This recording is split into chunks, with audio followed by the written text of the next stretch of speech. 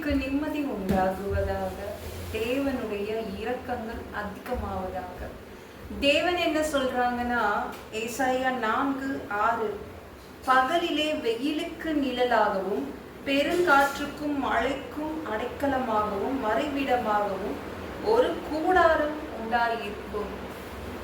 தேவன் உங்களை மறைச்சு வைப்பான்னு சொல்றாங்க. என்னங்க இது, எதுவுமே எனக்கு எதிர்கொள்ள முடியாதுங்க. அந்த அளவு நிறைய பிரச்சனை இருக்கு, நிறைய வியாதி இருக்கு. எதையும் நான் எதிர்கொள்ள விரும்பல, ஆனா இருக்குது. எக்கச்சக்கமா எனக்கு பிரச்சனைகள் இருக்கு, வியாதிகள் இருக்குது. நான் எதிர்கொள்ள ஆசைப்படல, விருப்பம் இல்லை. நீங்க எதையும் எதிர்கொள்ள மாட்டீங்க, இன்னைக்கு எதையும் ஃபேஸ் பண்ண மாட்டீங்க. தேவன் அந்த வாக்குறுதி தான் உங்களுக்கு கொடுக்குறாரு. நீங்க எதையும் எதிர்கொள்ள மாட்டீங்க, எதையும் ஃபேஸ் பண்ண மாட்டீங்க. எல்லா பிரச்சனைகளும் வியாதிகளும் தற்காலிகமானது தான். அது நிரந்தரமானது கிடையாது, அது தற்காலிகமானது. வந்துட்டு போயிடும், அவ்வளவுதான். பயப்படாதீங்க, சரிங்களா? எதையும் இன்னைக்கு ஃபேஸ் பண்ண மாட்டீங்க, எதையும் எதிர்கொள்ள மாட்டீங்க, பயப்படாதீங்க. தேவன் அதுதான் உங்களுக்கு சொல்றாங்க. மறைவிடமாக ஒரு கூடாரம் உங்களுக்காக உண்டாயிருக்கும் அப்படின்னு தேவன் சொல்றாங்க. நம்ம எல்லாம் நல்ல வீட்டுல வாழ்ந்துட்டு இருக்கோம். அவர் என்ன சொல்றாரு, இந்த மாதிரி மழை அடிக்கும் போது, வெயில் அடிக்கும் போது நான் உங்களுக்கு டக்குன்னு ஒரு கூடாரம் உண்டாக்கி தருவேன், உருவாக்கி தருவேன் அப்படின்றாங்க. ஏங்க ஒரு கூடாரத்தையே உண்டாக்கி தரணும்? ஒரு சூப்பரான ஒரு பில்டிங்கா, ஒரு நல்ல வீடா கட்டி கொடுக்கலாம்ல. எதுக்காக ஒரு கூடாரம் அப்படின்னு நீங்க கேட்குறீங்களா?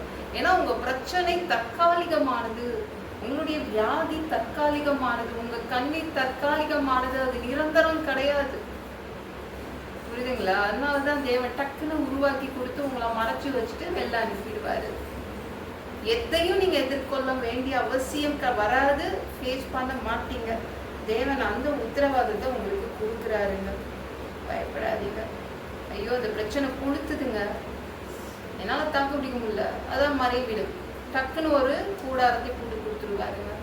எந்த பிரச்சனையிலும் எந்த வியாதியிலும் மூழ்கி போக மாட்டீங்க. தேவன் காப்பாத்துவாரு, மறைச்சு வச்சு பாருங்க. எதுலயும் மூழ்கி போக மாட்டீங்க, மூழ்கி போக அவர் விட மாட்டாரு. அதுதான் தேவன் அந்த மாதிரி வாக்குறுதிகள் தான் உங்களுக்கு கொடுக்குறாரு. பயப்படாதீங்க, தைரியமா போங்க. அவர் உங்களை மறைச்சு வச்சுப்பாரு, சரிங்களா? இஸ்ரவேல் நாட்டு அடிமைகள் இருக்காங்கல்ல, அவங்கள எதிர்கொண்டு அவங்கள நோக்கி ஒரு பயங்கரமான ஒரு போர் படை வருது. அவங்க அதை எதிர்கொள்ள ரெடியாவே இல்லை. அடிமை மக்கள் சொல்லிட்டாங்க, ஐயோ அதை பார்த்து அழ ஆரம்பிச்சுட்டாங்க. இந்த போர் படையை நாங்க எதிர்கொள்ள எங்களுக்கு பிடிக்கல, ஃபேஸ் பண்ண மாட்டோம் அப்படின்னு ஆழ ஆரம்பிச்சாங்க. தேவன் உடனே ஒரு கூடாரத்தை உருவாக்கினார். நம்மளுக்கே தெரியும்ல அது என்ன கூடாருங்க, அதான் செங்கடல்ல ஒரு ரோடு போட்டு கொடுத்துட்டாரு. உடனே அவங்க எதையும் எதிர்கொள்ளல.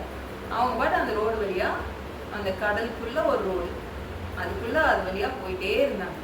பார்த்துக்கோங்க, தேவன் உடனே ஒரு கூடாரத்தை உண்டாக்கி தந்துருவாரு. நீங்க எதையும் ஃபேஸ் பண்ண வேண்டாம், எதிர்கொள்ள மாட்டீங்க, அவ்வளவுதான். அதுதான் எதற்கும் பயப்படாதீங்க. அதற்காக தானே பயந்துட்டு இருக்கீங்க. இப்ப போய் நீங்க செங்கடல்ல ரோடு இருக்கா போய் பார்த்துக்குவாங்களே? இல்ல. ஏன்னா அந்த அடிமைகளுடைய பிரச்சனை தற்காலிகமாக தான் இருந்துச்சு. அந்த போர் படையை அழிச்சிட்டாருங்க. வியாதி அழிஞ்சு போயிடும், உங்க பிரச்சனை ஒண்ணு இல்லாம போயிடும், உங்க முன்னாடி நிற்காது. டக்குன்னு காப்பாற்றுவதற்காக ஒரு கூடாரம் போட்டுருவார், உங்களை அதுல வச்சு மறைச்சிடுவார். எப்படி டக்குன்னு அவர் காப்பாத்தினார்ல அந்த இஸ்ரவேல் நாட்டு அடிமைகளை, உடனே செங்கடல்ல ஒரு பாதம் போட்டு, அதான் அவங்களுடைய கூடாரம், உடனே உள்ள மறைச்சிட்டாரு.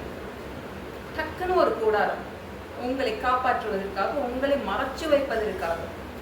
எந்த ஒரு பிரச்சனையும் நீங்க இன்னைக்கு எதிர்கொள்ள மாட்டீங்க, ஃபேஸ் பண்ண மாட்டீங்க. தேவன் அந்த வாக்குறுதியை கொடுக்கிறாரு. எல்லாமே ஒரு தற்காலிகம் தான். பிரச்சனை தற்காலிகமானது, உங்க வியாதி தற்காலிகமானது. நிரந்தரம் எது? உங்களுக்கு சந்தோஷம், மகிழ்ச்சி, அப்படியே ஒரு ஆரோக்கியம் இருக்கும். இந்த வீடியோ பிடிச்சிருந்துச்சுன்னா மக்களுக்கும் ஷேர் பண்ண மறக்காதீங்க. கர்த்தர் தாமே உங்களை ஆசீர்வதிப்பாராக. ஜெபம் பண்ணலாமா? அன்பு பிதாவே, உங்க பிள்ளைங்க உங்க பாதத்துல வந்திருக்காங்க. சாமி இரக்கம் செய்யுங்க, இறங்குங்க. நீங்க உங்க பிள்ளைங்களை எதையும் அவங்க ஃபேஸ் பண்ணாம பார்த்துப்பீங்க. எதையும் எதிர்கொள்ள மாட்டாங்க. எந்த மோசமான நிலைமையும் அவங்க எதிர்கொள்ள மாட்டாங்க, ஃபேஸ் பண்ண மாட்டாங்க. நீங்க அவங்கள அப்படியே மறைச்சிக்க போறீங்க இன்னைக்கு. அதற்காக நன்றி. எல்லாம் பொல்லாத பிசாசுகள், ஏவல்கள், மந்திரங்கள், கற்பனை ஆவிகள், பயத்தின் ஆவிகள், பலவீனப்படுத்துகின்ற ஆவிகள் எல்லாம் இயேசு என்ற பெயரினை கொண்டு துரத்துகிறேன். ஓடிப்போ. உங்க பிள்ளைங்களை ரத்த கொடுப்பு மறைச்சிக்கோங்க. பரிசுத்த ஆவியால் நிரப்புங்க. ஞானஸ்நானம் எடுக்கணும். ரட்சிப்பீராக. இயேசுவின் காயப்பட்ட தழும்புகளால் எல்லா வியாதிகளும், எல்லா பலவீனங்களும், கேன்சர் போன்ற வியாதிகளும் சரியாகுவதாக. மரண படுக்கைகள் சரியாகுவதாக. பரம்பரை வியாதிகள் சரியாகுவதாக. ஒரு மனிதனா பிறந்தா ஜீவ புஸ்தகத்துல பேர் இருக்கணும். அப்படி இல்லைன்னா அந்த மனுஷனை பிடிச்சி நீங்க நரகத்துல தள்ளிடுவீங்க. தீ எரிகிற இடத்துல எப்படி போய் வாழ்றதுப்பா? சாமி, பரலோகத்துக்கு வர்றதுக்கு ஆசைப்படணும். அடிச்சு உதச்சி திருத்தி எங்களை பரலோகத்துக்கே அனுப்பிடுங்கப்பா. அப்பா, கழுவப்படாத பாவங்கள் எங்ககிட்ட இருந்துச்சுன்னா உங்க திரு ரகத்தை கொண்டு கழுவி எங்களை பரலோகத்துக்கே அனுப்பிடுங்க. எந்த ஒரு இமைப்பொழுது நீங்க வருவீங்கன்னு இயேசுவும் நீங்க வருகை காத்துட்ருக்கோம். பரிசுத்தமா வாழ்ந்து காத்துட்ருக்கோம்.